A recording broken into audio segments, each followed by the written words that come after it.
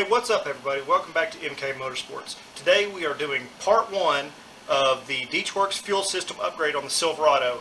Part 1 is going to be the drop-in module, the Deatschwerks 400 drop-in fuel pump module.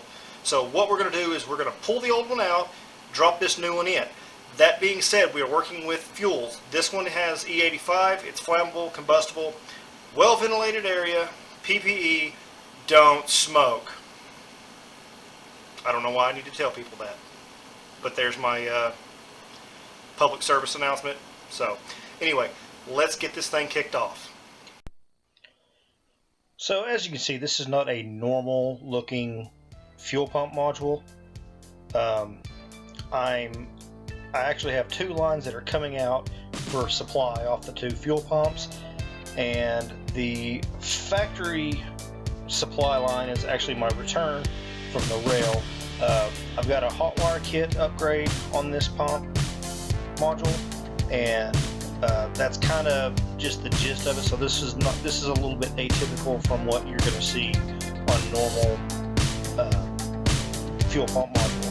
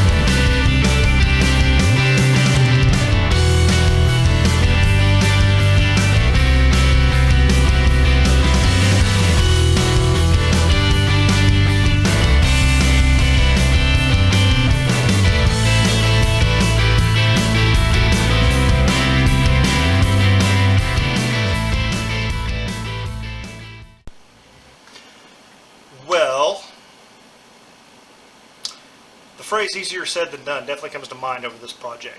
So, I don't know what the case was, but this is the second time that I've seen that happen where the actual bucket does not come up through the tank. These are just inexpensive fuel pump modules that I bought off of like Amazon or eBay or something like that, because I knew I was going to cut these up and drop in these big pumps. So I think they've swelled up and everything, and this one was only about 6 months old, so I don't know why it did that so fast, but for whatever reason, I guess E85 makes things swell. So anyway, the tool that I use to pop the retaining ring off is a Matco Tools part number FTR730.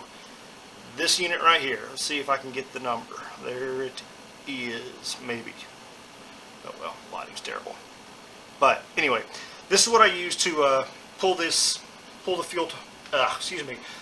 fuel pump retaining ring off. I did run into an issue when I was trying to put it back on with the return line that's on the Deatschwerks module. It sticks up a little bit far and it doesn't really let this thing get down in the grooves and pop things off. Luckily, positioned it the right way where it kind of straddled the fitting and it dropped in and it got it to pop into place. But all in all, outside of destroying my fuel pumps to get them out, putting the new ones in, everything was pretty much straightforward. So stick around for part 2, which I don't know what it's going to be. I don't know if it's going to be the surge tank install or if I'm going to go ahead and run the wiring and the fuel lines. But all the same, I am going to have to run a couple of lines from the pump up into the bed, because that's where I'm probably going to end up having to mount that surge tank. I just don't have the real estate to put it in the engine bay like I'd like. So we'll put that in, get the bed on, see what this thing actually looks like lowered, and from there, you know, like I said, when I figure out what part 2 is going to be, so will you. So anyway, give it a thumbs up, subscribe to the channel. I appreciate everybody that is watching and does support me on this. So y'all guys have a good one. We'll catch you later on. See ya.